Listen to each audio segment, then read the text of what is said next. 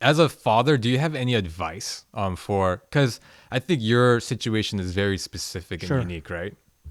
Because not only do you have to get over the trauma Mm-hmm. of what happened your first pregnancy, but now you have to struggle because you kind of alluded to it. You have to juggle the fact that you're bringing this new life into the Yeah. world, Yeah. but also you don't want to completely override Yeah. what happened before. So, Sure. what's kind of the biggest thing that you think in your toolbox that's helped you navigate all that?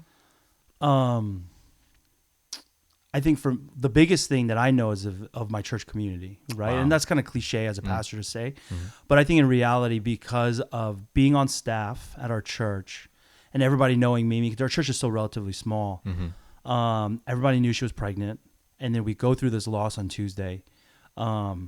We missed church that Sunday, but we ended up having like kind of a small funeral service for our family after the service later in the day, just later in the afternoon, which was really hard.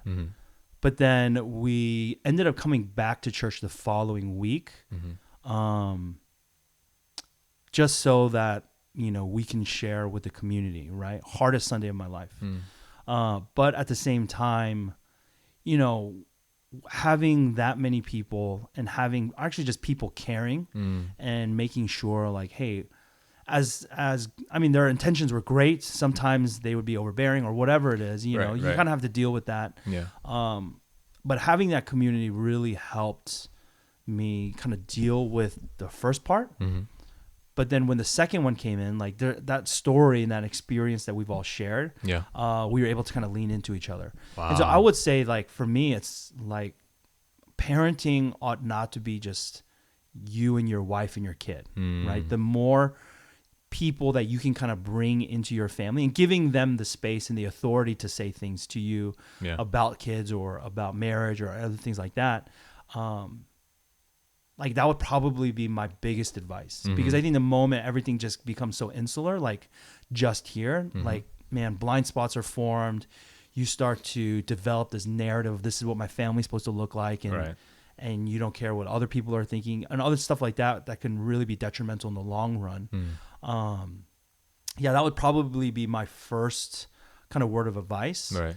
And I think the second one is probably, and I hear it a lot, but I would say like not taking it so seriously. And sometimes I might go too far in that direction where it might feel like I don't care about my kid, like me and my wife really struggled through this a lot, because I wanted to make sure that when my daughter kind of moves on, it's just going to be me and my wife. Yeah. And I struggled the last quarter of 2019 on making that a priority. And that was a struggle that me and my wife had to deal with and had to struggle through about, still being a married couple. Yeah. And I think part of it was because we were taking too many other things too seriously, and obviously you want to take care of your child, but at the same time you want to take care of your spouse and so on and so forth. And I've talked to Mimi about like her getting married or her going off to college and stuff like that. And I want that to still be very true in our relationship, because I don't want that to be a surprise. Right. So I'm like, if she wants to get married at 24, I was like, let's do it. That's fine, But my Mimi's like, she won't know anything at 24. I was like, you're right. You're right. But yeah, those are probably the two big things. I see. Not easy to do. Right. But I think very valuable. Do you think having that community consistently, right, with the first, having that community around you when the first pregnancy happened and when the second pregnancy happened, do you think that helped, that continuity? Oh, absolutely. Yeah, for sure. Because we couldn't hide from it. And I think a lot of times, for good reasons, I'm not saying, if this is your process, like it's a bad one, but I'm not saying that at all. Right. But I knew for us, because people knew and people were so close in that sort of narrative, that because I couldn't hide from it, I needed to kind of like face the music. I needed to face people. I needed for us to have this conversation and deal with the awkwardness of like, hey, I saw you were pregnant. Like, how old is your son now? I was like, we have, instead of avoiding that conversation, just taking it on head on. Right.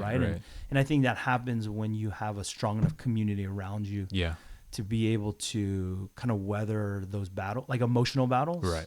Of dealing with that conversation, of being reminded of it, right? And so, Yeah, it was definitely helpful having one continuous That's group. good. And for us, honestly, our church community is the people we see most. Right. Once a week, 52 weeks. Like, I don't know if I see my best friend that Right. frequently. You know what I'm Yeah, talking yeah, about? But yeah, I'll yeah. see the same 50 to 60 people, sometimes twice a week if like we have small group or something like that. Right. And so we made a conscious effort to say, you know what, these are the people we see most. So these are the people that we're going to lean into. And so when that happened, like those were the ones that we really leaned into and really looked to kind of help build us back up. Oh, that's so Yeah, good. yeah. Wow.